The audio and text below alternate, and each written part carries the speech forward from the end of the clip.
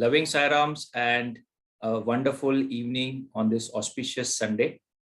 We will start today's session with three Omkars. Om.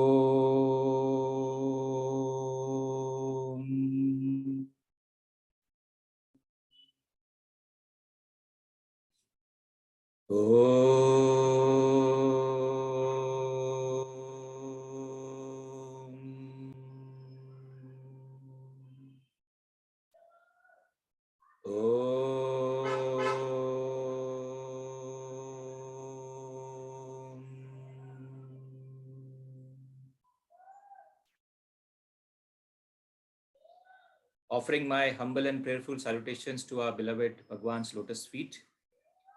Greetings to each one of you on this wonderful festival of Christmas, where the divinity got incarnated yesterday in the form of Lord Jesus.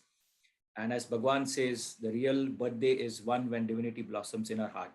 And there's no better way to celebrate this than having a wonderful Samarpan evening today. And Bhagwan has sent today Brother Vinod Karthik to share his wonderful experiences with all of us. I have a great privilege to introduce to him to all of us.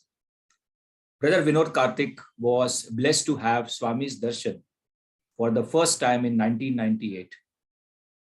He graduated with Bachelor's in Technology in Chemical Engineering from IIT Madras, and then went on to study his Master's in Business Administration, which we call in short as MBA, from Sri Sathya Sai Institute of Higher Learning, which he completed in the year 2007. It's happy to note that Brother Vinod actually secured gold medals in both his BTech degree from IIT Madras and also from MBA from Sathya Sai Institute of Higher Learning, for which he got the medal directly from the divine hands of our beloved Bhagavan. From the year 2007 to 2011, Vinod was part of what we call as waiting boys and continued to stay at Prashanthi Nilayam seeking and receiving guidance from Bhagavan.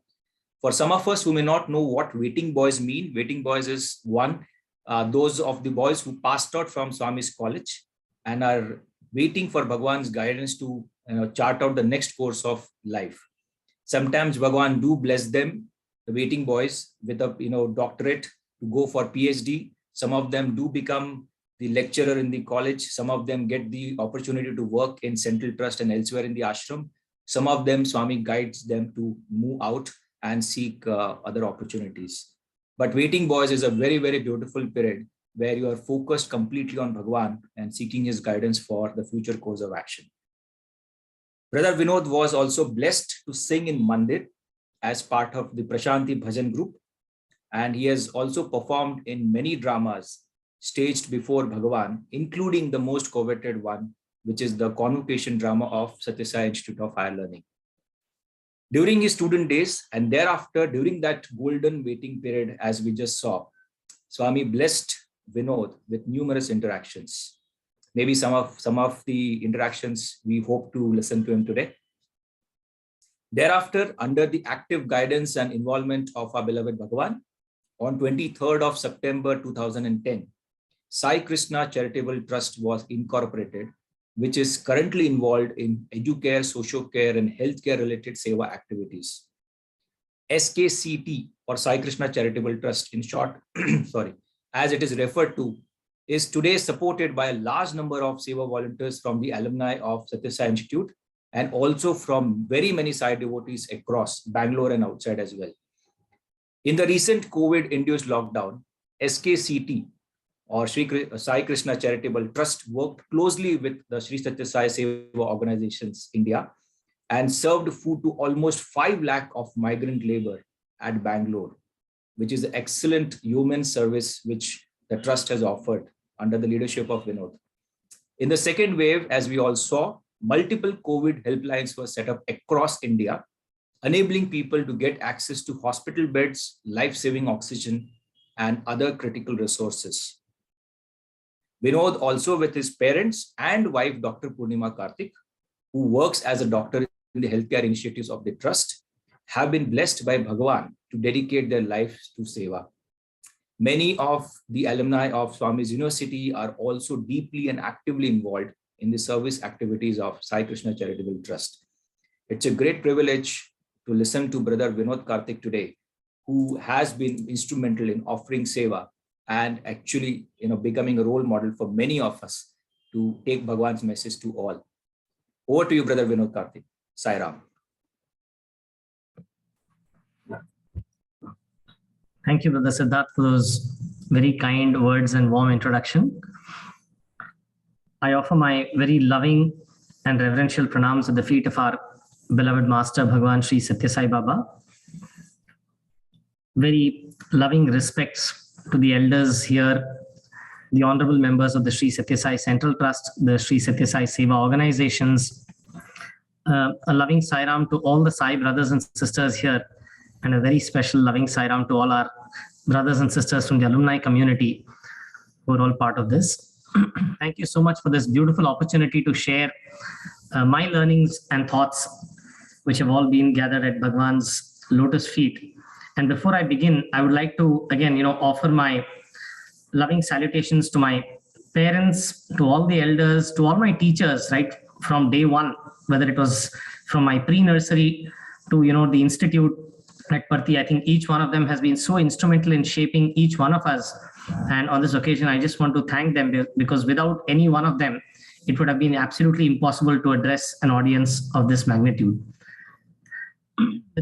With those words, I'd like to probably utilize this session to share some of the things which I believe have really impacted me during my stay at Parthi and beyond.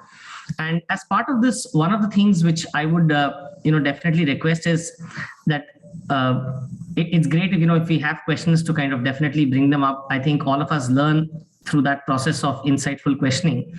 And the only idea here is to kind of share some learnings that we might have all had. I'm sure there are many, many blessed people here with whom Swami has interacted so often. And I take this as an opportunity to probably reinforce some of those learnings. I would like to broadly, probably split this discussion into two parts, right? The first part is more about the exploration of an individual in trying to kind of find God and, explore, what is God, who is God, what are some characteristics of God, right? Typically, even a child who's born, like the moment the child is born, looks around and sees, well, what is it that's around me? So that's that part of it. But what's very quickly more important is to say, what is it that we can do? Right. And I would want to spend a larger portion of time saying what is it that we can do. And of course, constantly going back to, I think, sharing of experiences and learnings at Swami's lotus feet. I remember it was the year 2005, having completed my schooling before that in Jamshedpur and then my engineering from IIT Madras. I was blessed with this opportunity to join in Parthi. Fortunately, Swami made the decision easy, though it seemed like a tough one. On one hand was an opportunity for a fellowship at MIT in the USA, and the other was a call from Parthi. Fortunately, even after my very first darshan in 98, there was this absolute strong conviction inside that I have met Krishna. And from childhood, there was this one particular strong conviction which I've always had, that when Krishna is on earth, there is only one thing that I need to do, just be with him. Right. So that was something that was very strong from within. And I recall that, this conviction, coupled, of course, with a lot of his grace and the blessings of a lot of elders, enabled me to get a seat for the MBA program at Puttaparthi. Now, a lot of us, right, like probably what I thought, we think that, we seek God literally, right? And from a very mundane perspective, it is like, we're serving, we are kind of striving hard, doing things, trying to find God. And what happened just after my admission, not even the admission, right? Just after us getting to know that we've been selected for the MBA program was something remarkable and an eye-opening lesson for me, which is the first one I'd like to share, right? I remember that we were scheduled to join in Parthi on the 31st of May, as in every year. And this being 2005, it was also the time that, Swami had just started moving around in a wheelchair. But we suddenly got information somewhere around 24th of May, a very pleasant piece of information saying that Swami wants all the new MBA boys to come to Vrindavan, seek his blessings, and then join the institute. And something like this, we understand, was happening almost after 10 or 15 years. Earlier, Swami used to interact with the new MBA boys and new students even before they joined. And this was completely like, taking us by by surprise and pleasant surprise, right? I have come between 98 and 2005 multiple times to Parthi, used to stay at the sheds, hoping to get that first number lottery, right, when we sit for those darshan lines. And I mean, I think we've all gone through that beautiful sequence of events, right? Swami sometimes looking through us, Swami sometimes looking over us, and, we kind of making sure that, we kind of grab his attention. And here was an opportunity where Swami was calling us, saying, before you join the college, I want all of you to come to Trai Vrindavan. I mean, I can't describe that moment, but we were all so lucky. And, our whole batch was there in 2005. I remember it was the 29th of May. And Swami kind of called all of us, 30th of May, sorry, that Swami called all of us and then said, as Swami came out of Trai, right, he interacted with each and every new student. And I mean, I had never had a Pada Namaskar before that, right? I used to believe that until Swami says we shouldn't take a Pada Namaskar in any case. And well, the number of times that you can do it with the lottery number one is anyway probabilistically quite low, right? So that being the case, I was, absolutely awed. Fortunately, I could gather my wits, and I remember my first words to Swami then were, Krishna, when are you coming to Parthi? Swami looked at me, smiled, and said, I will give chance. I will come after 2 days, right? And he himself said, take Pada Namaskar, right? I took Pada Namaskar, and I just remember that, for the next few moments, right, we were literally in an ethereal, it was completely ethereal, right? Imagine before you've joined college, here is God himself calling you. And the lesson I clearly learned is, sometimes we believe that it is we, who are striving, making the intent to kind of reach God and do stuff. Frankly, God is probably waiting with equal or more intensity to say, I'm waiting to kind of give you a lot of things, but are you ready to receive it? Are you kind of in a position to come and take what I want to give you? And this was absolutely tremendous for us. I'm sure there are many of you who are teachers here. I see some of our virtual mentors here in this group. I'm sure, right, they would often wonder saying, what, we want to give the best to our students here. If only the student is willing to kind of capture it and, willing to absorb it. And this is a common feeling. I'm sure that, from an avataric perspective, Swami has come to give us his most precious gifts of self-realization and that, that sense of oneness with him. But quite often, we are less lost in asking for those peppermints and small chocolates from him, right? And this incident taught me that, as far as Swami is concerned, he's always waiting for us to kind of ask for the right things and, hoping that, we would kind of do that. The second lesson I learned very shortly, very quickly, was the fact that every word that comes out of the avatar's mouth is not in vain, right? It might appear that he's joking. It might appear that he's simply saying something. Sometimes with students, he might casually just ask, aaj kitna idli khaya, sambar kaisa tha? And, that is, of course, on one hand, building a rapport. But fortunately, the one thing I learned even on that very 30th of May and the next few days after that was that every word out of the avatar's mouth is absolute gold, right? You just can't afford to leave it. And the reason I say this is Swami had said on that day, right, saying that I will come to Parthi after 2 days. And, in the bliss of that moment of having got a first Pada Namaskar, all of us classmates were discussing, yay, we've got Pada Namaskar, and it was like amazing. And, we were all now ready to go to Parthi with his blessings. I think we kind of forgot what Swami had just said for a moment, right? Saying he's going to come to Parthi in 2 days. We all went and started settling down. For those of you who are not aware, right, there are enough distractions that Swami has beautifully created in Prashanti Nilayam. The bakery was one of them. I remember when we used to go between 98 and 2005, the ice cream parlor, the bakery, right? It's all like, it's also amazing, everything that he's built in and around that ecosystem, right? But obviously at the center of it is the highest attraction, Swami himself. Likewise, right, our hostel is no less than a home. So the breakfast was amazing. And, we started like, wow, this breakfast is amazing. Now what's coming for lunch, right? And you go to school, you go to the institute and, right, you're meeting some exceptionally qualified, exceptionally amazing individuals as teachers. All of these, handpicked and chosen by Swami with a purpose, right? And amidst all of this, right, getting settled, meeting new people, the friends, the food, all of this, we obviously, I think, slightly forgot what Swami had mentioned. We were preparing with welcome songs. Swami used to typically come somewhere around the 10th of June, right? And we were preparing these welcome songs. I remember Brother Ashwath was training us. with those songs, Swagatam Bhagwan and all of that. It so happened, right? It was the 2nd of June, 2005. And I really hope that this has been documented. All my classmates would clearly remember that day, where all of a sudden, right, we got intimation that Bhagwan has left Vrindavan and he's coming to Parthi. Right? And there was like amazing delight among all of us. Wow. Swami drove down from Vrindavan, came to Parthi, took Mangalarti in Puttaparthi, the evening Mangalarti in Puttaparthi, and after that went back to Vrindavan. I'm not sure this has happened either before or after, but to me, it was an absolutely strong message driven straight to the heart, which is Pran jaye par vachan na jaye. I said I'm coming after 2 days. Exactly after 2 days, here was Swami keeping his word. I don't know. I mean, Swami basically keeps multiple promises to multiple people right through a very single act of his. But the way it hit me was, I told you I'm coming after 2 days. Are you ready? And are you kind of prepared? And I have come, right? Literally. And this was not the only such instance, right? I'm sure, I mean, every one of us has had numerous such. I would like to relate another one. This happened during my waiting period. It was the year 2008.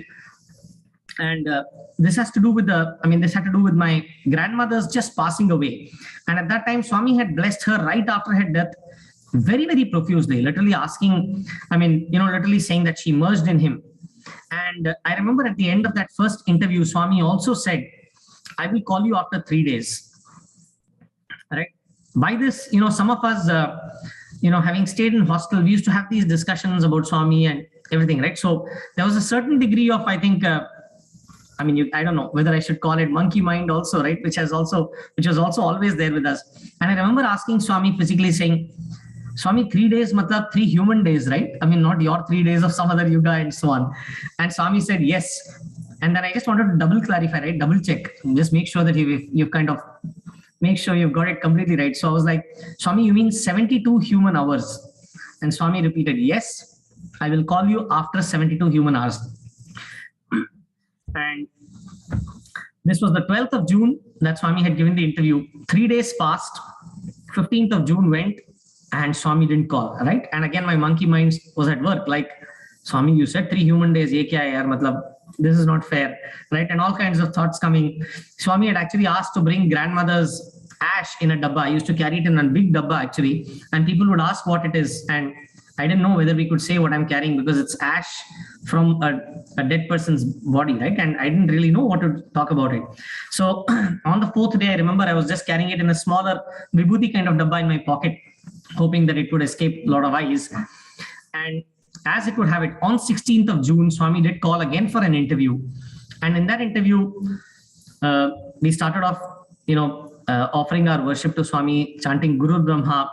And as soon as Swami started speaking to us, right, my monkey mind took over again. And I said, Swami, you had said you will call us in 3 days, and you have called us after that. Swami quickly, prompt, right, held my hand and said, see, I told you I will call you after 72 human hours. And I have called you between the 72nd and the 96th human hour. This is exactly what Swami said, right? To me, it was like, well, you better pay attention. This is not a class where you can skip notes and hoping to kind of get away. Every word of the avatar is not made in vain. And every promise he delivers, however, however easy or simple it might seem, each of these is something that is absolutely bound to come true. So it was a huge learning that way, in saying that God is probably always waiting for his true devotee. Swami used to remark many times, right? I'm waiting for my true devotee. And the second one is to say that everything that he says, it might appear in jest, it might appear to be just straightforward, simple talk. It is, every word of his is worth a promise, and he absolutely knows how to keep it. So this, I think this kind of churning gradually, right, I think leads us all to thinking. On one hand, it is, well, you found a guru now. Some of the characteristics of this guru, that, he's equally keen about, or more keen about us than we are about ourselves. And second one, saying that, everything he says is super important. So it then leads us to, I think, a broad question saying, what is it that we can do? I would like to start off with a small, simple story here, which I think formed the foundation for a lot of things for me personally over the years. And this is about a king, right? A young king who was who really loved all his subjects in his kingdom. And as part of this, he wanted to keep a grand exhibition for all his subjects. And in that exhibition, there was one rule that this king had made. And that rule was that anybody who comes to this exhibition has to pick up something that they really liked, right? Nobody could go back empty-handed. So this was like, wow, right? I mean, not only do you get free food here, you get a lot of other free stuff. Let's go and pick up whatever we like, right? The subjects were all delighted and everybody kind of jumped in, hoping to be able to kind of enjoy this exhibition to the fullest. And there was one particular maiden who also came there, looked at everything with a reasonable amount of appreciation, but did seem particularly interested to pick up anything. So this king, who really loved his subjects, was also going around in disguise, wanting to see how his subjects react. And he was like, nice to see these people like this. And they've not yet selected. He was just going around enjoying the expressions of people when he noticed this lady, right, not particularly interested, this young maiden, not particularly interested in anything, and just kind of trying to walk off from the exhibition.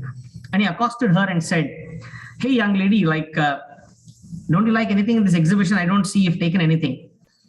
The young maiden just looked at him for a moment and then remarked, well, it's not like that. It's great. I mean, it's a great exhibition, she just said.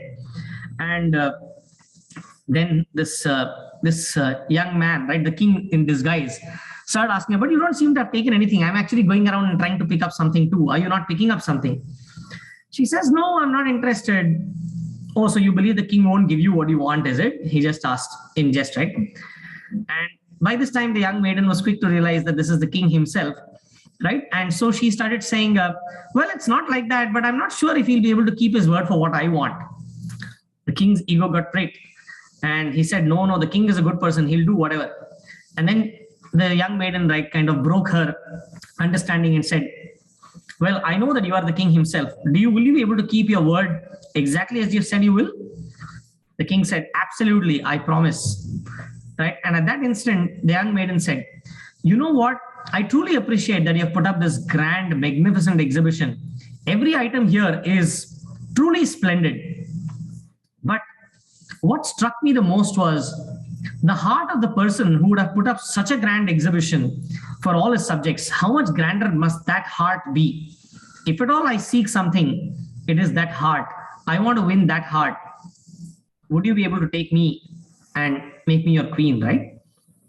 The king was obviously happily delighted and taken aback, at the intelligence of this young maiden. And as the story goes, right, so this young maiden then married that king. And by virtue of becoming the queen, not only did she become, the queen of that entire exhibition and of everything that was part of it, but literally of the entire kingdom that the king had owned, right? And that's a beautiful story, the way I think we understood it. The first and foremost thing is there is this magnificent creation created by God, the sun, the moon, the planets, all literally, following this beautiful dictum, all of this geospatial laws and ensuring that they move in such perfect synchronization. But imagine how much grander the creator of all this must be.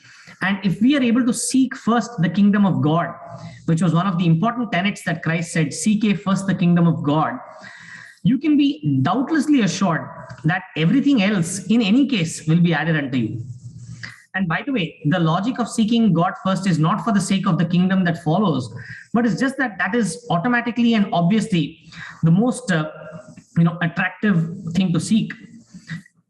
In my case, this story had absolutely a very, very strong impact on me. I remember hearing this from my childhood, and during my waiting period, a lot of people were actually, asking, saying, hey, you should go and do something else. You should take up a job. It's not like you can't. Swami has said, don't do this. But fortunately, the clarity that emerged out of the story stuck on.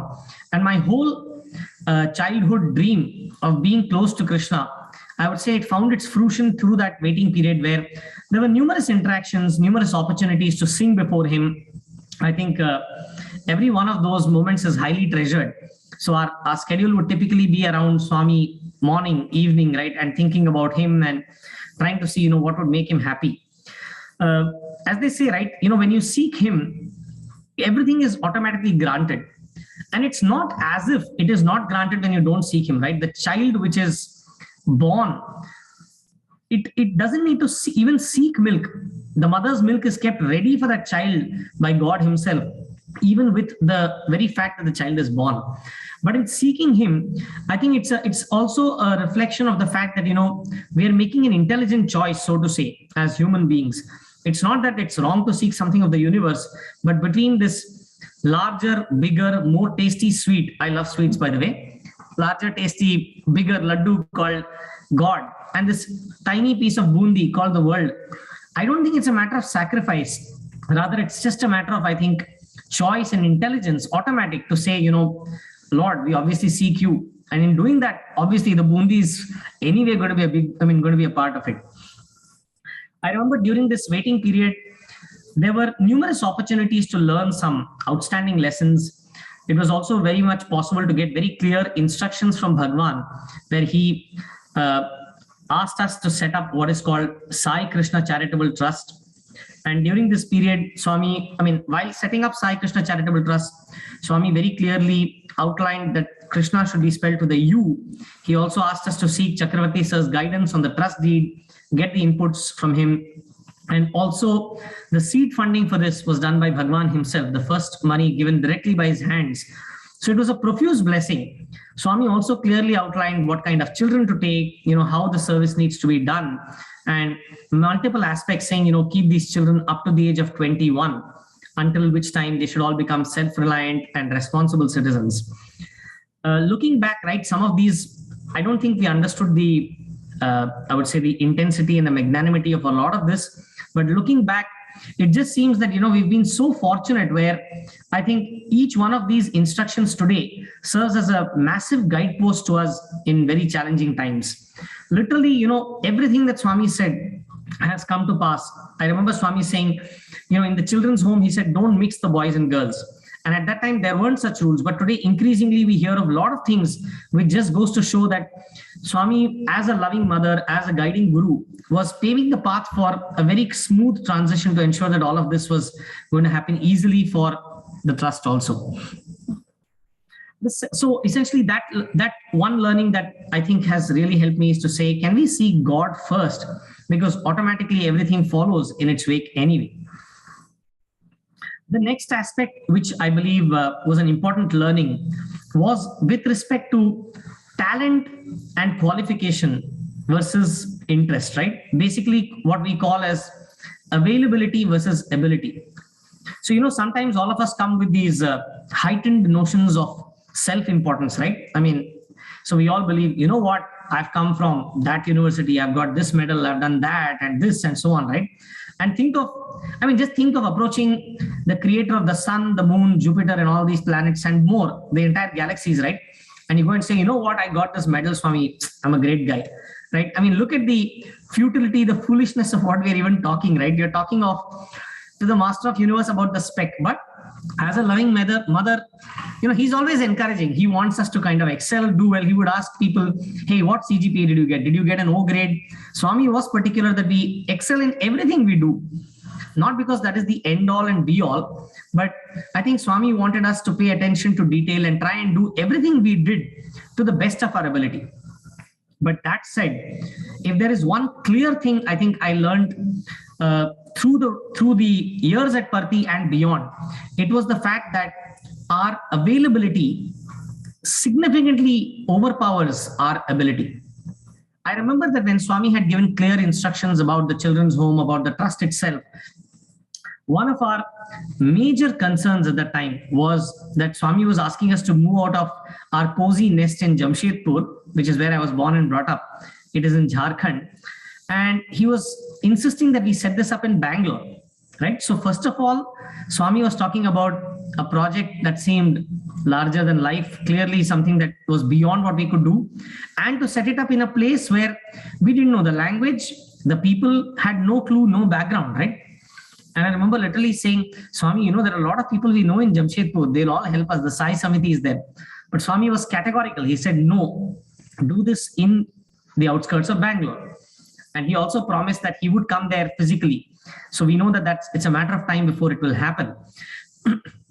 But coming back to this, I remember asking Swami literally with this thought in my mind saying, Swami, I hope this is not the only big mistake you're making in your avatar, right? Asking us to do this. Because, we don't seem to have either the nobility or the ability to pull off any such thing. And I remember frankly placing this request before him saying, Swami, I don't think we have the ability or nobility to do any such thing. And I recall Swami saying, you just be there. I will do everything. Right? Words which then sounded comforting, but today, beyond the reassurance part of it, I think it's just so obvious. It's just so obvious to us the way things have been happening. He just said, you just be there and I will do it.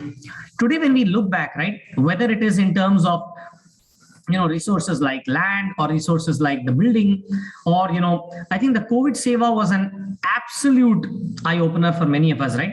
So many people come back and say, wow, there was great work done during COVID Seva. Let me tell you that none of this was genuinely planned from our side, right?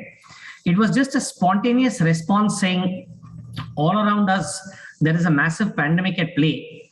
And if not now, then when?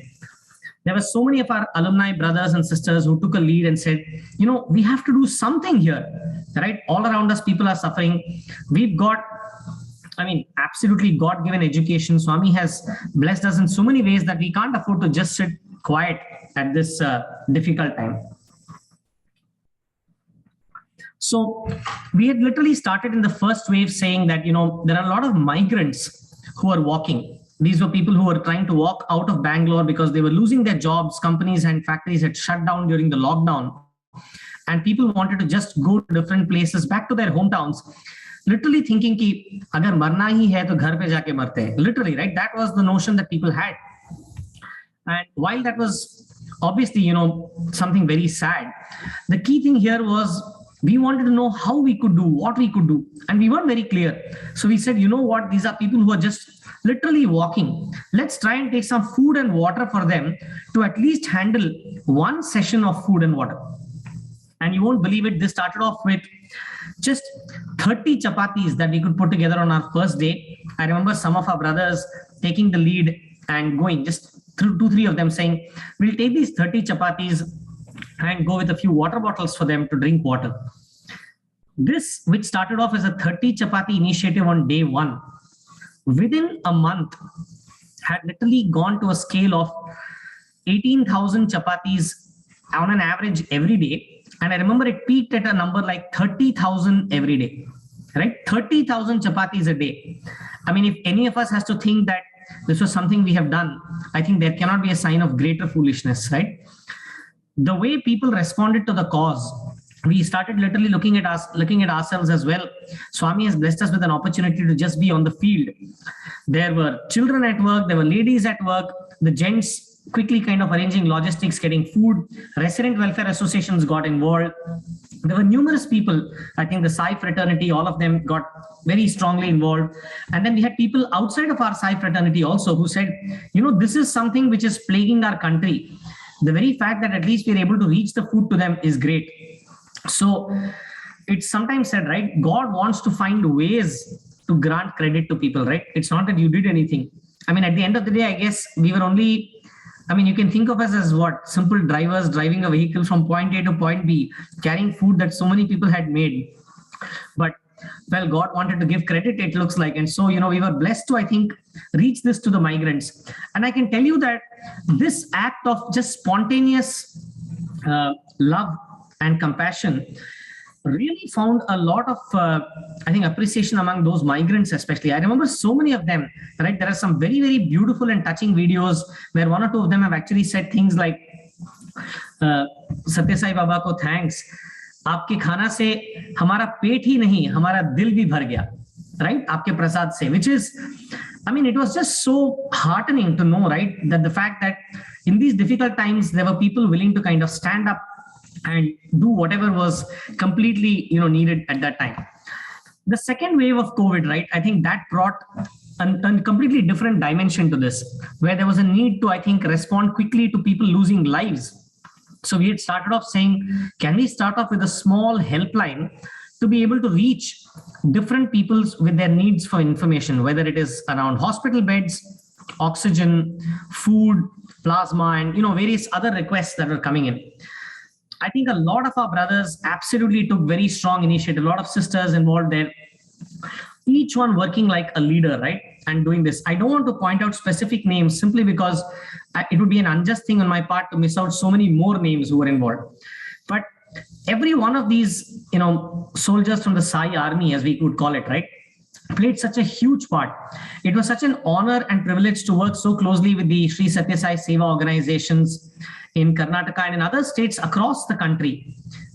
I think huge thanks to the leadership of these Seva organizations for being so forward thinking, working so closely, enabling people to get a lot of food. There were a lot of Annapurnis who ensured that those people whose homes had COVID affected patients and were struggling for food, every one of those got food for a continuous period of 7 to 10 days.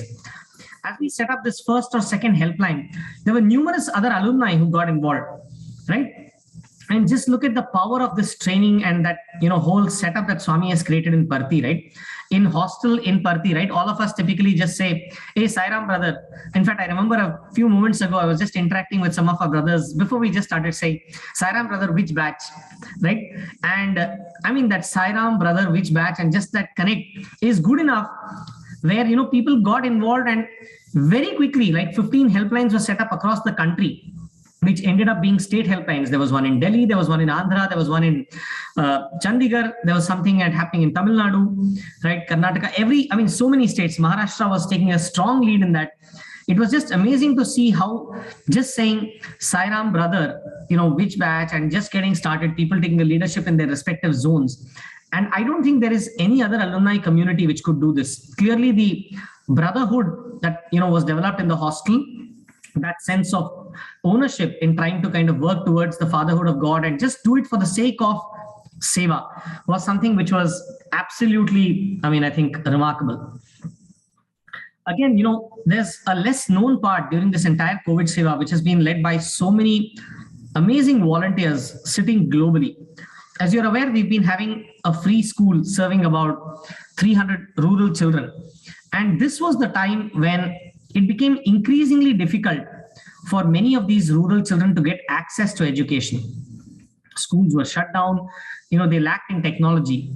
And most of our teachers themselves hadn't been exposed to, too much of computer education, to tell you the truth. Right? It is at this time that many of our brothers and sisters came forward and said, let us do something quickly to ensure that not just our school, but many schools are able to get access to short, crisp videos which can help them learn. And this was keeping in mind rural populations who may not really have access to too much besides maybe a smartphone. So our teachers, we started kind of doing some quick training for them, wanting to see how do we get all of these videos reached to them. And in a span of hardly a month, in a span of about 10 months, close to 3,000 videos were created, uploaded on YouTube and made accessible. Clearly, I think this was not an effort of 1, 2, 3, or a handful of people. I think somebody sitting in Seattle, somebody sitting in London, somebody sitting in Tokyo, right? Somebody in Singapore, somebody in India, somebody in South Africa. The way each of those people kind of got involved just for one thing, right? Swami has taught us that we should do something for the needy at this point in time. I don't think there is anyone else who can take any credit for any of this. And it was absolutely humbling to see how just a small step that we take, Swami magnifies it 10,000 fold. And, then comes and says, hey, you've done this, and gives you credit for it, right? So, I think it would be totally stupid and foolish for us to say that we did it. I think all that we can say is it was an opportunity for us to practice some things that we learned in our hostel, in our institute, in our mandir in Parthi. So the fact of availability over ability is, I think, is another big thing that I certainly learned. Another important learning that I think is quite often all of us are faced with, numerous challenges, right?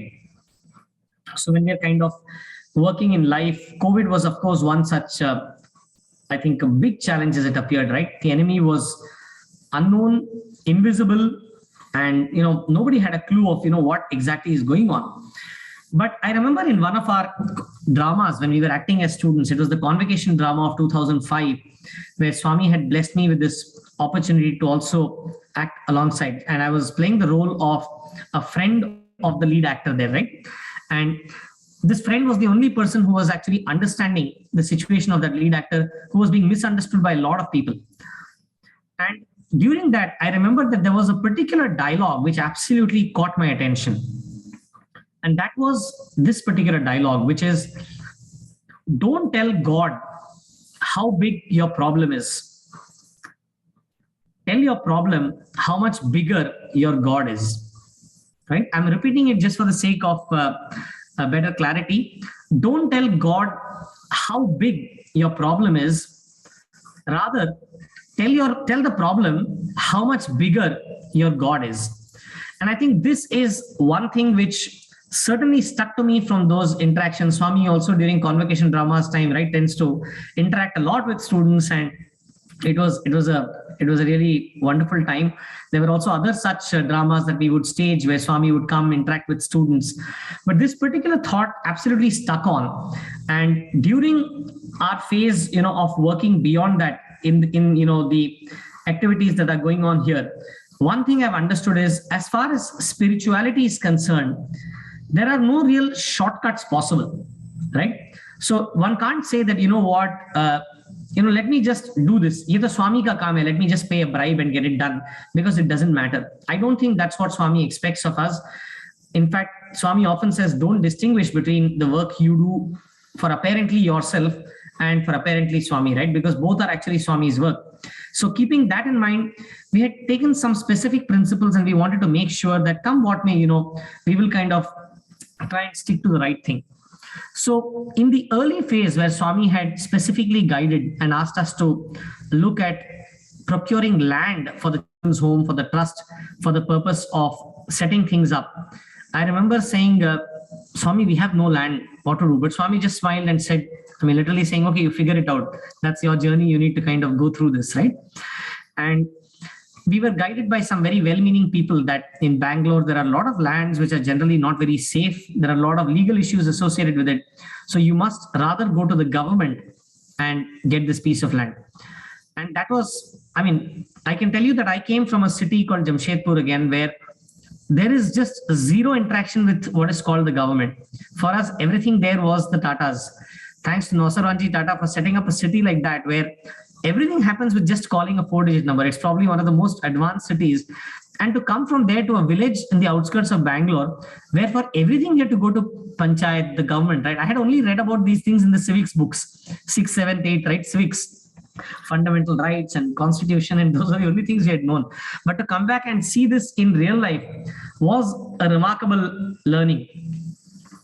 And we met some very, very interesting people during this exercise of trying to get land, right? I remember one of the deputy commissioners was very outright in saying, nothing happens here without money. And we obviously had to say, sir, that's not something we would be able to kind of do. You'll have to help us out because this is a good job. It's Swami's work. And we had to kind of request him.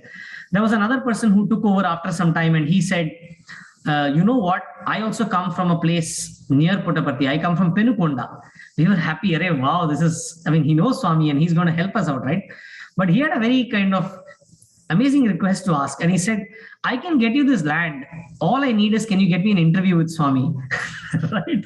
And my response to him was, sir, if anybody could get you an interview with Swami for the asking, then I don't think they need the land in the first place, right? The decision to give an interview or to interact or speak or whatever, for that matter, darshan itself is a choice that Bhagwan himself makes. So there was a lot of learning that was coming. I remember a lot of time was literally spent just knocking at doors, right? And at some point, obviously, frustration was setting in, right? Swami, just to get this land, it is taking so much time. What are we talking about? Like, this project shuru kab hoga? When are the children going to come? And we haven't even taken the first step today. And already there seem to be hurdles of immense magnitude. And I would go back then and, remember this particular dialogue from the convocation drama, which is, don't tell God how big your problem is. Come on, you need to go back and tell your problem, right? How big God is. So I would kind of practice some of this and say, let's see how to do it. After a couple of years, it so happened that yes, with a lot of support from different people, the government did allot a piece of land, 2 acres of land. And having seen the land, I wasn't very happy. It seemed like not the right piece of land, but well, it was an order from the government, and it was something that obviously had to be presented to Swami and get his final approval for, right? And as a waiting boy, as a bhajan singer, I had this opportunity to kind of come close and ask Swami, saying, Swami, this is the piece of land. That's what I was thinking I'm going to ask him. But even before I could do that, from a distance of about 8 feet, Swami looked at me, just asked me to come close and said, no need for the government. I will give land. Right? I think I had that same expression that Brother Siddharth just had, with probably a little more of confusion and all kinds of expressions, literally saying, Swami, you could have told us just 2 years back. I mean, it's just 2 years of literally knocking on doors. And after that, when the government has given a piece of land, which itself is a miracle, you're telling me no need for government land. Like, I had to kind of literally pinch myself and say, is this a dream or is this reality? What's going on? But the one thing that was very satisfying was that Swami said, I will give the land, right? So immediately we just left back saying, oh, good. The problem is now in Swami's hand. Solve their Swami ka problem now. You take care of it. We don't know. It's not going to come through the efforts that we are putting in. And that was our thought. A couple of months later, right, when it was December 2010, I remember some people who were running a free school wanted us to approach them and wanted us to just go and see the free school they were running and see if we wanted to take it over. We had absolutely zero intention of taking up any such thing. As I had already said, we weren't very sure of our abilities to start anything in the first place. And we had not been able to succeed even in the first step. We felt that we were letting down Swami in being unable to even get land for the children's home. Where was the question of taking up something else? But at their insistence, we just thought we'll go see the school, maybe do a set of small bhajans with the students and then come back. And we went and did that. It was certainly serving a lot of needy children there. And as we came out of there, right, the owners of that school, the founders of that school, they were saying, why don't you go and ask Swami? And we said, no, this is not what Swami wants us to do. We are happy to support and help you by coming once or twice. They said, why don't you do one thing? Just write a letter to Swami. Since you have that access, why don't you just ask him and see what Swami tells? And we thought, yeah, okay, that makes sense. I'm sure Swami is going to think useless fellows, right? These guys can't even get a land for a children's home. Inko ek aur project dekhe, there's going to be no use, right? So I wrote a letter just because they were saying, and we thought, okay, we're just holding it. And it was the 10th of January, 2011, a day before sports meet, where I think I was sitting somewhere in the 15th or 16th row. Swami called and said, very good land, very good school, take it up, right? And very good school, take it up. And Swami again repeated saying, I will come there. And Swami also gave Vibhuti, right? Again, an absolute surprise. Children's home ka land nahi mila hai. What are we talking about? Swami saying take up a school also. I mean, we just didn't know what to say. But Swami had already blessed saying take over the school. And we had no clue what to do. So we said, in May 2011, we'll formally take over the school. And we went with all our, initial thoughts saying, when we go to the school, this was right after April 2011, when Swami had taken Mahasamadhi. And we were just concerned saying, how is all of this going to be viewed by the village? Because there was all kinds of rubbish news, which was coming in all the media, right? About Swami, and these are people who have not seen Swami. That media is probably their source of information. So we went with our own sets of inhibitions, with our own sets of plans and strategies, saying, you know what, we will take Swami in the form of Satya, Dharma, Shanti, Prema, not so much of his form.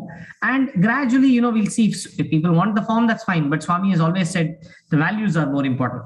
We went with all of these thoughts. I remember on the 29th of May, 2011. And as we went there, right, we had, I think, a host of surprises waiting for us. The first was, as soon as we alighted from our vehicle, right, we just said namaste to all the kids. And all of them greeted back saying, Sai Ram, right? And that was the first slap on our face, right? We were like, wow, I mean, are we hearing right? Sai Ram already before this, right? Then after that, I mean, this function of management takeover, a simple function happened, and the founders of the school took us to the village temple tree there. Where some of those children were just offering incense to a small photo, and we saw that this is a small photo of Bhagwan that is there. We were very pleasantly happy. Maybe children of UKG or first standard, and they were just looking and saying, Sai Ram sir, this is our, he's also our village deity. Bhagwan, they were saying Sai Baba is also our village deity, right? I mean, it was such a solid reminder to us that, do you think you are taking me to that place? I mean, are you even capable of doing that, right? Whereas it is an opportunity that I'm giving to each one of you to say, can you just go and spread that, share that love which I have shared in such infinity, in infinite magnitude with each of you when you've been at Parthi, Brindavan, Anandpur, or wherever we've had his darshan, right? And it came as a stark reminder. Moments after, the third surprise awaited us, right? Where the founders of the school said, see, we know that Swami told you to start a children's home and you really didn't want to take over the school. But, we were aging, and it was our prayer that, some good people should come and take over. So when we got to know about Swami and about this trust being formed, we were very happy. Again, these are not people who generally greet saying Sai Ram, but I think they lived their life in a manner that would make Swami immensely happy, right? And at that moment, they just said, right next to the school, there is this 1.5 acres of land, right? We are just purchasing it and we're going to donate it to the trust for the purpose of the children's home. I can tell you that, we just had tears rolling down our eyes, right? There was nothing we could speak. I mean, we thought we were going there making strategies, we'll take Swami in Satya, Dharma, Shanti, Prema form. We thought that, how do we deal with what people think of the media? The media often tends to think that, they are all powerful. I mean, Swami used to say, I am the one who's restricting the media, from coming here. I mean, just think of it, day in and day out in Prashanthi Nilayam, there were miracles of immense magnitude happening, right? One Ganapati drinking milk somewhere came on the news for hundreds of days. And here was a person literally, waving his hand and creating things out of thin air, left, right, center. Thousands of people witnessing it day in and day out. And the media was absolutely quiet. Isn't that itself a miracle? Because had the media kind of blown this to different proportions, just think of, I don't think any of us, forget being a student, I don't think any of us would have been able to, even get to a, 5-kilometer or 10-kilometer radius near Prashanthi Nilayam, right? So I think it's only his immense grace which enabled us to, I think, even get that close. And that kind of brings me to, the fact that subsequently this land was got. The building happened with the support of so many people who got involved. There are hundreds of people whom we've never met, even probably till date. Quite a few of them, are amazing Sai devotees, I'm sure, in their own right. I mean, a lot of them probably come with immense love and respect for the cause, even though they may not have met Bhagwan. And all of these people got involved, just showing us that, how Swami not just asks us to do something. When he gives us a task, he also gives us all the resources that need to go with it. When he gives us the idea, he knows that it is he who is accomplishing it. And so all of this is already planned, already taken care of by him. It's just that he's giving us a first-hand, giving us the privilege to witness all of his glory unfolding firsthand. So today, when people come and look at the school, the children's home, subsequently, we were also able to set up the Arogya Dham, the primary healthcare center, and say, hey, you are doing remarkable work. We just chuckle inside saying, you know what, we are also just fortunate to witness his glory unfolding. And it's so humbling to see, how through innumerable hands, he's able to take all of this. I was pointing about the COVID Seva. There was a very, very nice, kind of song that we were able to kind of offer to Swami during this. I would just probably want to sing a couple of lines of it as an expression of gratitude of, what kind of this COVID Seva taught us, right? So with your permission, I'd just like to share a small song there.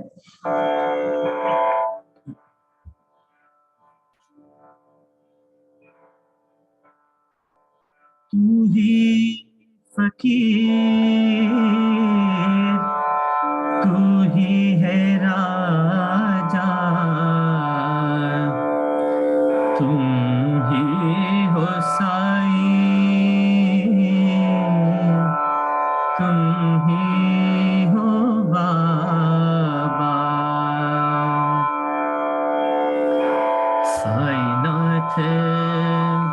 Sainath Sainath तेरे हजारों हाथ, साईनाथ तेरे हजारों हाथ, जिस जिसने तेरा नाम लिया, जिस जिसने तेरा नाम लिया, तू हो लिया उसके साथ।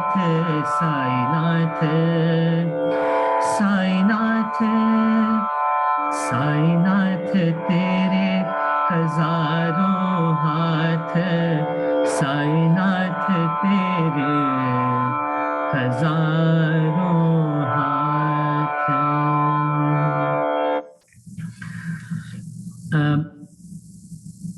I think, this beautifully, I think, summarizes this song, which was in the movie called Shirdi Ke Sai Baba, which was sung by Sri Mohammad Rafi ji. Beautifully summarizes, I think, everything which has been happening in terms of the work here, or, the work in terms of the COVID Seva and all of that, right? Where it's innumerable hands of Swami which are enabling all of this. Which I think, so this learning that, don't tell God how big your problem is, because your God is actually much bigger than the problem. And if you can just seek his refuge in grace, everything gets solved, was a big learning that stuck to me. This automatically, I think, leads us to the next part, which I think is the concluding part of what I'd like to talk about and share here, which is, what is it that, we can do? We started off saying we've been fortunate to understand that here is a loving God who's actually waiting for us more than we are waiting for him. Here is a loving God who intends to, who absolutely means every word he says. I mean, as a 7-year-old, as a 10-year-old, Swami's first lesson to mankind was Cheppinattu Chestara. Do we walk the talk? And his name itself is Satya Sai, right? Satya is the first word that comes when we address him, who means absolute truth in everything he says and keeps every promise of his. So having known such a God, right, there are a few things we can do, right? The first is obviously to seek the kingdom of God first, which we just, I think, shared as an important lesson. The next is to say, he's not looking for how talented we are, right? Mukam karoti vachalam pangum langayate grim. I'm sure we've heard that, right? He can make the dumb talk, right? He can make the lame walk. What are we talking about? Are we going to go and tell him about our qualifications and our background? I mean, there couldn't be something more foolish. The very fact that we have an opportunity to kind of be a part of his work is his immense grace. And all he's looking for is, are you available? You don't worry about ability. I have got all the resources planned. I just need your availability. The next is, once we make ourselves available, obviously there are going to be challenges that continue to come our way. It's not that challenges will not come, but when we face these challenges, let's constantly, I think, remember saying that these problems, however big they may seem, are infinitely smaller than the God we are working with, right? Who's working with us, rather, who's guiding us. So it's no big deal for him, right? He's just kind of putting up these small thorns on the way, because that's the only way we would evolve spiritually. For him, these projects, these buildings don't mean much. And he's more interested in our self-evolution. I think the way I look at that entire experience of the land is, but for it, we would not have known that, you can get things done without a bribe, through absolute honesty with the government. And that is a stance we've been able to stick to completely, saying, come what may, for us, Satya comes above even Seva. And all of this clearly leads us, I think, to say, well, what is it that Swami might want from us, right? I know that we always go back and say, Swami said, be happy, right? The magnanimity of the mother that he is, the loving guru that he is, the loving God that he is, right? He just wants us to be happy all the time. But having been so fortunate as having to seen him, touched him, I think many of us have been blessed with interactions with him. What is our kind of duty? I think this, for me, this kind of stems, this part of it stems from what Swami used to always say, which is, my life is my message, is what Swami used to say, right? And when we go back and see if there are certain characteristics of Swami that really stuck on to me and kind of made a huge impact, I think, I mean, obviously, his persona, larger than life persona, all of those are like, I think, the early parts of it. But as you start understanding Swami a little deeper, trying to get close to him, there are certain unmistakable things that stick on, right? The first of those is absolute genuineness, right? Which is, he is more concerned about our welfare than we could ever be about it, right? And everything he does has a much deeper purpose than we may really be able to imagine. So sometimes, things appear like, what is happening? We don't understand. But his genuine and true concern for every single person is unmistakable. I'm sure that, if we were to ask anybody in this audience here to share experiences, I'm sure there would be so many of them who could share how Swami has touched their life. I mean, it's a huge honor, as I said, to share these experiences and thoughts with each one of you, not because you don't have your gamut of it. I'm sure each one of you has much more, which each of us would be blessed to listen to. But the fact is that for every one of us, Swami was so close to us where we felt, this is my Swami and I am so close to Swami, right? He was able to do that with each and every individual. I can't think of a second to that. I don't think there is any second entity I can think of in the history of mankind which can say that with equal conviction, saying that, this entity is as close to us in our hearts, right? So that true concern. The third part of it, which I think Swami stands for me, is action based of absolute wisdom. Action based out of absolute wisdom, right? Swami, while on one hand symbolized a lot of love, care, concern, the wisdom was just stunning, right? I remember during one of those interactions asking Swami, and I was sharing this recently in another forum also, where Swami said, you know what? Suffering and karma are also imagination, which is really speaking the Advaitic standpoint of Sri Shankara also. And Swami was able to kind of absolutely be in that state all the time. And yet he said, however, if I act indifferent to the problems of mankind, the problem is each one of you will emulate me. So he started off with Gram Seva and said, you know what, as an act of Loka Sangraha, I need to set the right example. And it is important that as a role model, I show each one of you what is to be done. So when there is a challenge, don't just sit back and say, you know what, God will take care. God will do his bit. We don't need to worry about it. He will do more than his bit. But then that God is not far away. He is also the Hridaya Nivasi. And here is an opportunity for us as tiny, small squirrels and instruments to play that little bit in his mission. Not because he needs it, but rather because here is a golden opportunity for us for self-emancipation. Right? And I think the other part of saying that in all that we do, while Seva is important, while all of that is important, Swami had immense, Swami gave immense importance to love, service, sadhana when he set up his institute also. And also saying that Satya, Dharma, Shanti, Prema are the life breaths for Swami, right? And he said, in everything you do, I want you to stick on to Satya, Dharma, Shanti, and Prema. These might appear as 4 simple words when we kind of deal with it. Believe me, on a day-to-day basis, when we deal with government people or, different files not getting passed, it's so difficult to practice this combination of Satya and Shanti, Satya and Prema. You have to deal with this person without getting angry. You have to deal with him with love and yet not compromising. You can't pay him a bribe. Man, this is, it is not an easy task, I can tell you. And I can tell you that through this process, there is amazing churning that is happening inside each one of us, right? Because I think as we already said, while we work on these projects, these are golden opportunities for us to also evolve from within. Again, when we look at the way Swami developed Puttaparthi, right? An absolute hamlet, a small village growing into this magnificent international township, integrated township, right? And if you at the same time look at it, an avatar of this magnitude, right? A Purna avatar actually came and just set up, a couple of super specialty hospitals, some 3 or 4 colleges as part of his university. There are philanthropists who do probably 10 times this, right? And you can ask the question saying, is this all Swami wanted to do? This seems like really small. But Swami very clearly said, my life is my message. I'm not here to just set up institutes. I'm not just an educationist, or unfortunately, Wikipedia, with all its intelligence, is only able to describe Swami as a philanthropist. I mean, I'm sure all of us kind of laugh at it, right?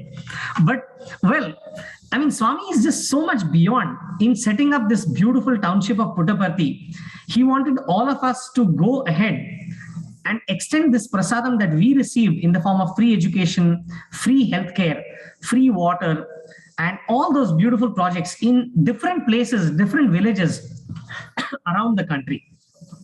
I'm sure. So,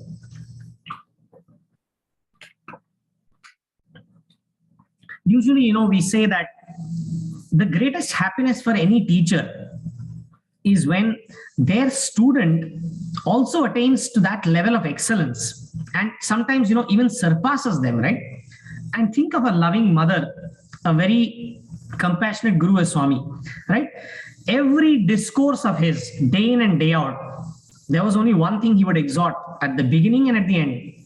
Atma Swarupalara, Prema Swarupalara, right? Every moment, constantly exhorting us. Many of us would clap after that, right? Hey, Swami, you're so compassionate. You're telling me I'm also God. Thank you, Swami, for your compassion. But that was not compassion. It was sheer wisdom, literally kind of bursting to express itself and saying, please don't restrict yourself to just this body that you think you are. You are that infinite potential which I represent here. And you and I are not so different, right? I want you to get to that. I'm sure that, when he gave us this magnificent free education in Puttaparthi that we received, it was not because he just wanted us to kind of say, what, Swami is God. I think he wanted us to go ahead and say, can we extend this prasadam to so many more needy people in those remote villages where we, can we go and serve them there? Can we take it to that to those dark alleys where, there is so much hatred, and spread this message of love and peace and say, yes, it is possible. What Swami is saying is not just theory, but it is something that is absolutely possible.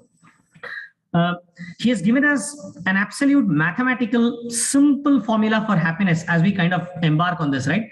As we embark on a lot of seva initiatives, like we say, each of us faces challenges, right? And sometimes the question comes to us, what, Swami, it's possible for you, but how are we going to be able to do this, right? You could do so much, but can we kind of try and do some of this? No, it's not possible, right? But Swami showed it through his own life, which is, when you seek the highest, everything gets automatically added to you. In fact, I remember that, when we started off, as I said, right, I was a bachelor then. I remember Swami telling me that, I'll get you married. Swami used to keep saying, and I was like, Swami, no, I don't want to get married. I want to be single just with you in thought, right? In the process, over the years, right, he obviously knows what's best for us. He also got me married to a girl who has a very similar value system, Dr. Purnima, who's an integral part of all the seva we are doing on the healthcare side. I couldn't have asked for, I think, a better life companion. I've been blessed with parents who are such an active part of everything we're doing. Literally, the backbone of all of the activities happening here. I see some faces here which are so familiar, right? Elders, youngsters, who are all such an integral part of what we are doing despite their age. And, if at all at any moment, for a small second, this false sense of pride creeps in for some reason, saying, hey, we are doing so much. He immediately, makes us meet some amazing people, literally like Hanuman. And, we just feel so humbled, like, what are we talking about, right? There is so much to be done, and we haven't even scratched the surface.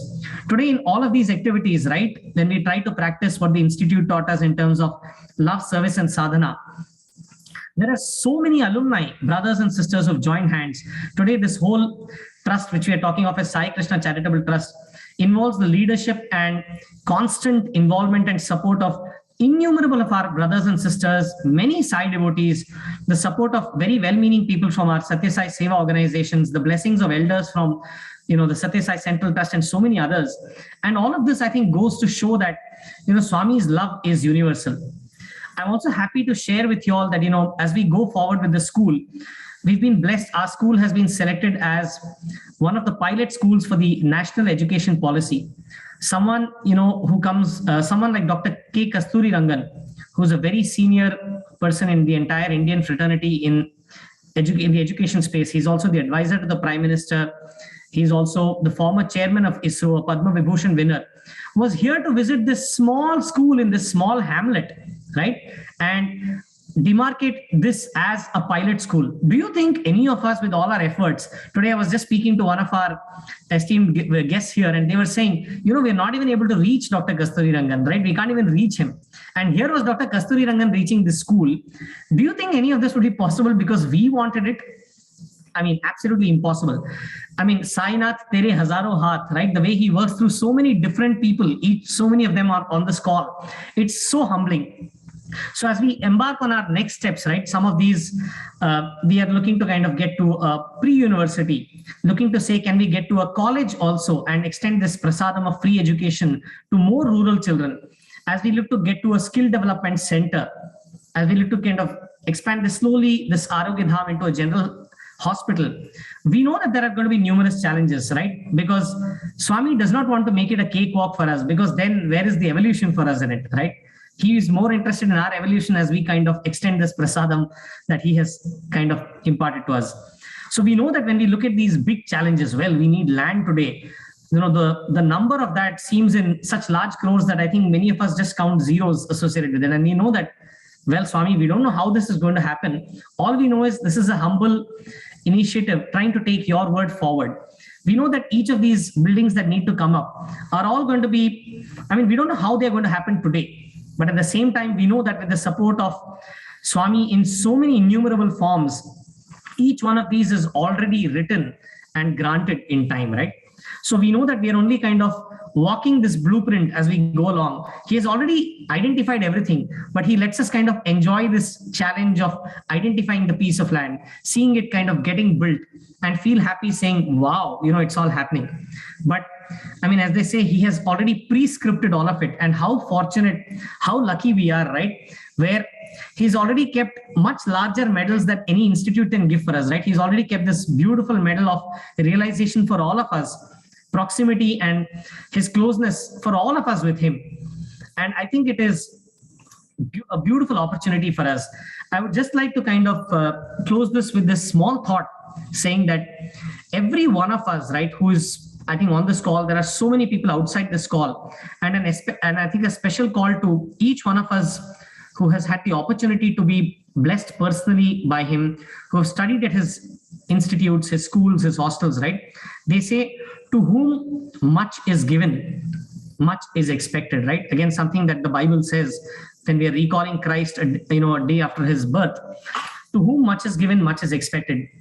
In my opinion, to whom infinite is given, as in all of us, I mean, I think there is probably not that expectation, but there is just so much that we need to do just to be able to, at least express our gratitude to Bhagwan, if nothing else, saying, thank you, Swami. I mean, I think there is very little that we could do for you. You never allowed us to do anything in person for that physical form. Never, absolutely never, right?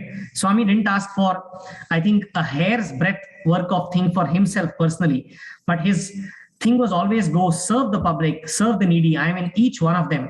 So when we look for Swami in each one of those people and also understand that Advaiti concept, I think there is definitely that sense of responsibility and duty saying, can we try and do our little bit? And in this journey, he's not just walking the path with us, but in all those challenges, he's willing to lift us and take us to that glory and also make us feel that, you did it. Great job done, boy. Great job done, child. And this is such a privilege to be part of this beautiful journey. I would like to, again, I think, close this satsang session with humble and loving reverential pranams to each one of you, to every one of the Sai brothers and sisters who are on this call and outside of it. It is only because of each one of your amazing support that anything is possible. And I think in expressing our gratitude to Swami and trying to do what he says, I think lies our life's fulfillment. Thank you so much to each one of you, and loving Sai Ram to all of you. Loving Sai Rams to Brother Vinod. It was absolutely mesmerizing session for all of us. I think we are still in contemplation mode of what you spoke about, and there are tons of lessons and wisdom that we carry home today. But to pick out two statements which straight away came to my mind as you're narrating the entire miraculous story, if I may call it, of the Sai Krishna or Sai Krishna Charitable Trust. is one very simple message which Swami says, and you said about it that, my life is my message, as Swami says. But I think the entire journey is a demonstration of which Swami also adds one statement to it: your life should be my message.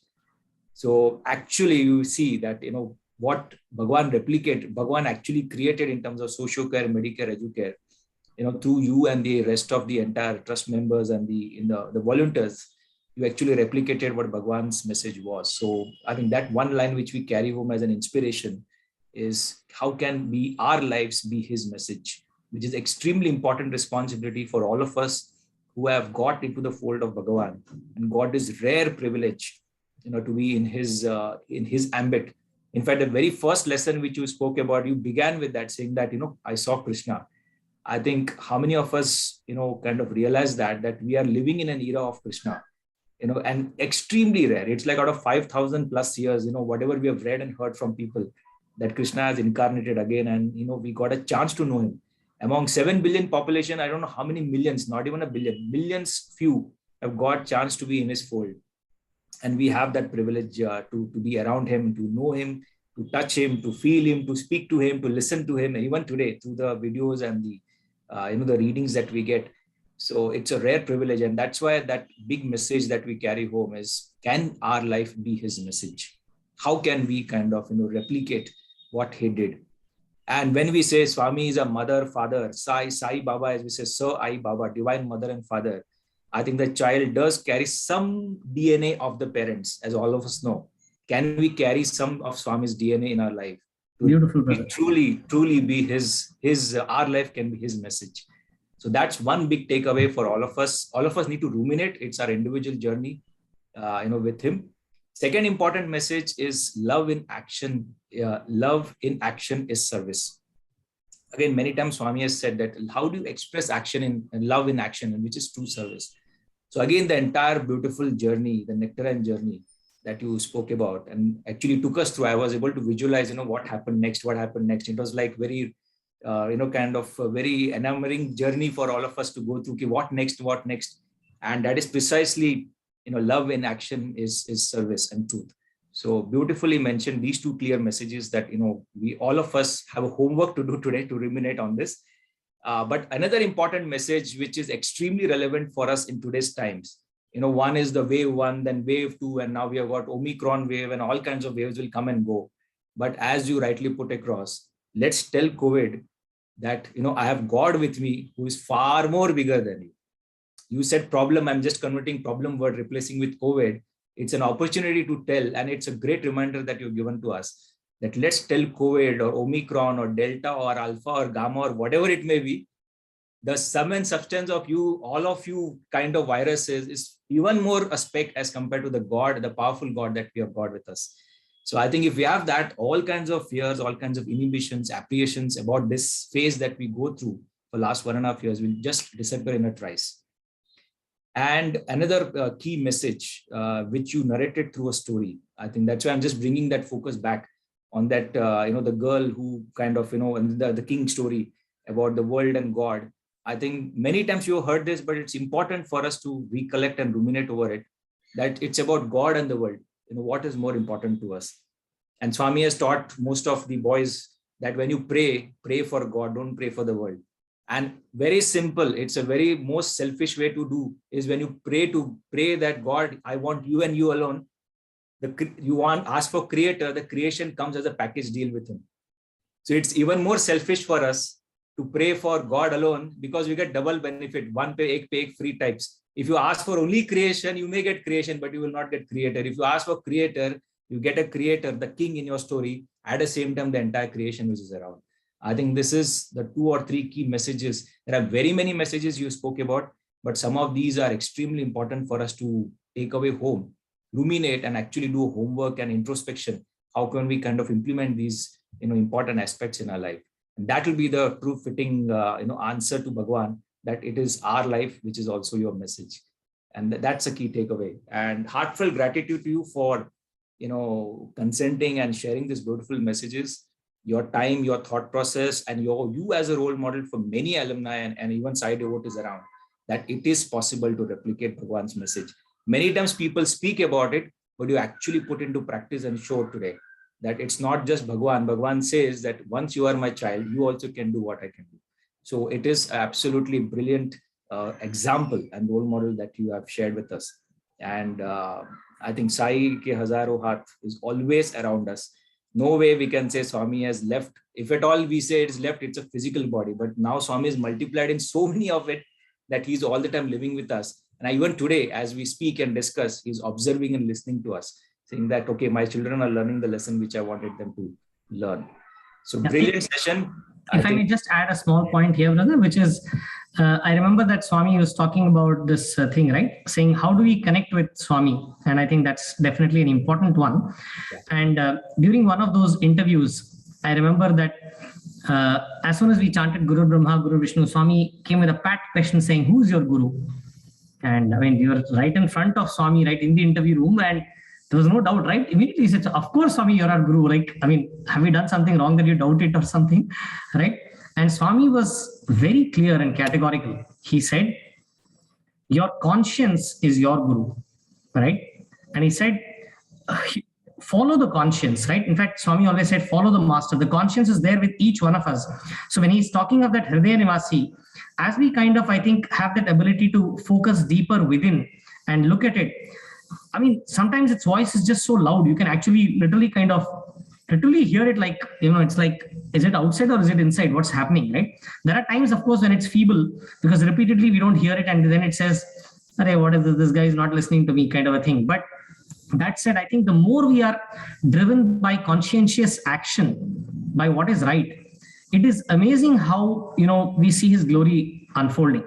So when I'm saying that, we need to follow Swami, it doesn't mean that, we need to take an ochre robe and imitate Swami. That is stupidity, right? That is not what is needed. It doesn't mean that you need to wave your hand and take out an object. That's why I said Swami is not about the external miracle aspect of it. That was just the peppermints to invite people to say, are you looking at it? But that absolute genuineness, the true concern, right? That one-on-one connect with anybody and everybody. It doesn't matter whether he's the cobbler whom he had promised that he'll come to his home, or somebody like Prime Minister Vajpayee, whom again, right, Swami was there even right till the end. He visited him when everybody forgot Vajpayee. Swami said, Swami didn't forget you, right? When there was no power, people forgot him. But that is, I think, that intensity of devotion which pulled God. And at the same time, that love of God for the devotee is something which is absolutely tremendous. There are a few questions also on the chat, brother. Is this a good time to kind of quickly take some of them also? Yeah, so I'll read out for you. I think there are 2-3 of them very interesting questions, in fact, and most of us may have a similar dilemma. So first one, I'll take it up coming from Disha. She is asking, Swami says, make everyone happy and God will be happy. But sometimes in spite of your efforts, people are not happy as you follow Swami's values. On the other hand, Swami says, if God is pleased with you, the whole world will be pleased with you. So let all your efforts be to please God. This is contradictory and I'm in a dilemma so many times. Can you please guide on this aspect? Yeah, I think it's an amazing question, right? So basically, should we make everyone happy and then God will be happy? Or do we make God happy and then the whole world is automatically pleased with us? It's good that you asked me this on a very situational day. It makes the answer so easy, right? It's just a day after Christ. And Swami had said this JOY, right? Which is Jesus first, which stands for God first, others next, and yourself last, right? And the same thing Swami said with respect to SAI. He said, Swami first, A stands for all others next, and I is the I last, right? So if we can keep this as the mantra, then I think a lot of things work. And again, what is it to make Swami happy? First of all, can anything we do make Swami unhappy, by the way? That's one thing to ask, right? Frankly, do you think that the creator of the sun and the moon and all of this and, beyond, right, the galaxy actually depends on what a small speck, not even a speck called Vinod Karthik or XYZ or Disha or anyone does? I don't think so, right? It doesn't make any impact whatsoever. But that God, like I just pointed out, is in the form of the conscience within. Every time we do something wrong, the conscience knows. And every time we do something right, it also also kind of is there with us, right? Telling us, yes, it is right. So the moment we act conscientiously, yes, not everyone may be happy with what we are doing. For example, when we go to a government office and don't pay a bribe and somebody else pays a bribe, I mean, in the immediate term, that person may be happy, right? With somebody who pays a bribe. He may not be happy with us when we don't pay a bribe. But I can tell you that in the long run, you as an individual are standing up for something which will help him as a soul or her as a soul much better. In the Mahabharata, there is this beautiful thing, right? Where a lot of us think Arjuna's friend is Krishna. And if I was to quickly ask you, Duryodhana's friend, all of us would answer Karna. Believe me, I don't think Karna was a friend of Duryodhana. In my opinion, Shakuni and Karna were immense enemies of Duryodhana. Every time he went wrong, they neither had the courage nor the guts to stand up and tell him, no, this is not right. My dear friend, by doing this, you're going down the deep alleys of sin. You're going to get into deeper and deeper trouble. Krishna was that one person who had the audacity, the guts to come and tell him, you know what, Duryodhana, I love you so much that if it need be to emancipate you, I don't mind the destruction of that body of yours. That is true friendship. Can you stand up and tell this friend of yours that, no, this is not right. In your interest, I am willing to stay away from you. A friend in need is a friend indeed. Doesn't mean you're always with that friend, even in times of wrong. If need be, you should have the ability to stand apart. Yes, you will be displeasing them in the short run, but well, that is truly helping them in the long run. So I think pleasing the conscience is the only and true thing that I think Swami expects from us. As we do that, in the short run, people may not be happy, but in the long run, I'm sure it leads to universal welfare and makes everyone happy. I think excellent answer. I think beautiful, because ultimate, as Swami says, conscience is everything, and conscience is God, Guru. And some of us who probably also struggle at times to listen to the voice of conscience.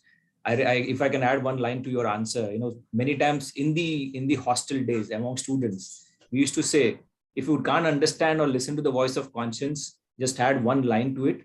Will Swami be happy with what I do? Because Swami is a physical external representation of our inner conscience. Absolutely. And if it is fine with him, fantastic. If it is not fine with him, it's not. So I think just a way to kind of implement, and beautiful answer. Thanks for sharing that. The next question is again very interesting. It's saying, Sai Ram, being truthful may sometimes cause hurt too. So how to be so without causing pain to another and yet be honest to yourself? You may not come across as very loving at that time. Please enlighten. Again, a great question. Frankly, this is something I'm also trying to practice. I'm not sure, I've reached a point to be able to answer. I'm going to take a leaf from one of the experiences of which I've read, right, which involves Swami here. Our scriptures say, Satyam bruyat, Priyam bruyat, na bruyat Satyam apriyam, right? But at the same time, I just pointed out here saying, it's important to tell that friend that, you're not on the right track. And that might hurt him, as I've told him the truth, right? So there's this amazing incident, involving Swami where, not kind of meaning any wrong here, but just trying to point out the intent here. There were a lot of ladies in Prashanti Nilayam, right, who used to come for darshan. And there was a particular volunteer who was a Sevadal, right? And she was like really strict. And she used to kind of, behave a little roughly with them. So these ladies who used to come for darshan used to constantly get, bugged by her, right? What nonsense. And they were just waiting for an opportunity to tell Swami, saying, what kind of demoness have you kept here, Swami? What the hell is going wrong, right? And as luck would have it, right, a few days later, Swami actually called them for an interview, that group. And instead of utilizing that moment to kind of, get something deeper from Swami, somehow, right, into that human frailty, it just came saying, Swami, this lady, right, she's always troubling us. Can you not change her? Put someone else there. Like devotees come here and, she's just behaving so badly. And then Swami, very innocently, he just asked, who are you talking about? That Amma, that one. And then Swami, right, with his characteristic innocence answered, I'll tell you a secret, right? You know what? Even I am afraid of her. Swami said, right? And instantly, right, everybody kind of, just rolled in laughter. Neither did Swami put the other person down. I'm sure that, he would have later on gone and conveyed the message, but he conveyed it so sweetly and yet so beautifully that the Sevadal team the team of devotees who came also felt their plea was listened to.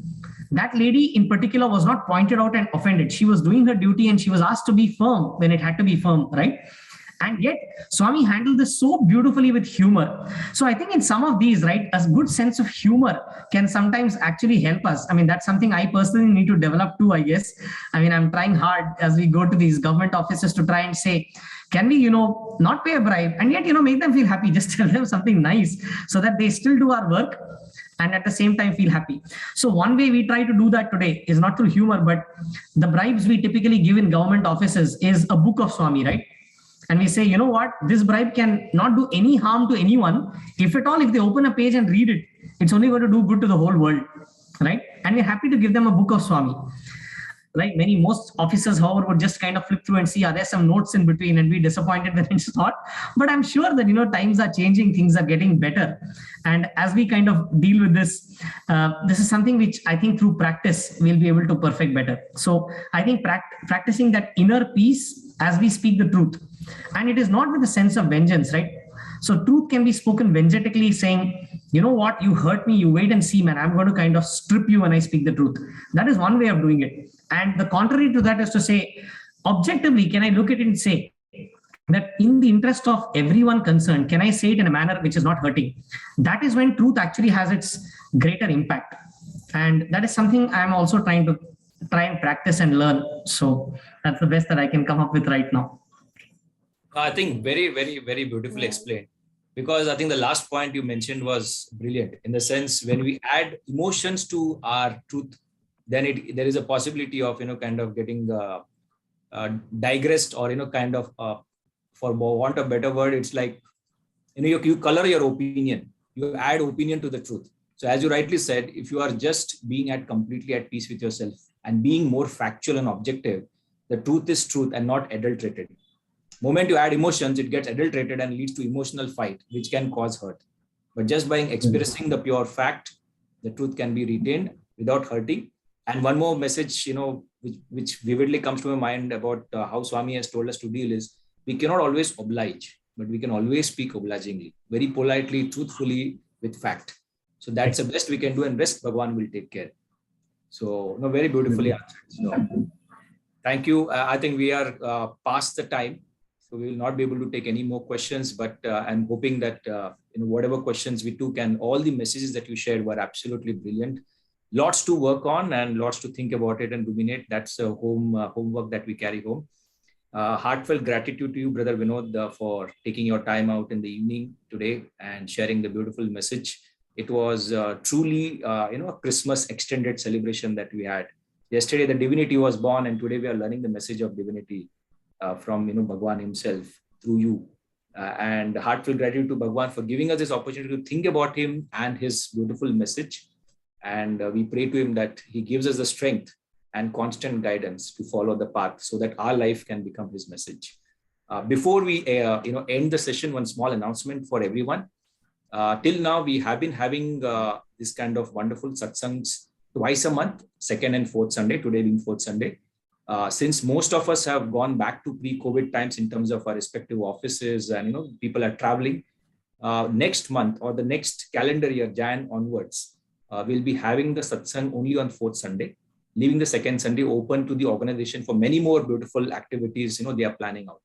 So every fourth Sunday of every month, we'll be having online Samarpan session like this from January onwards. So just to keep that in back of the mind, and we'll stay connected for further messages on this.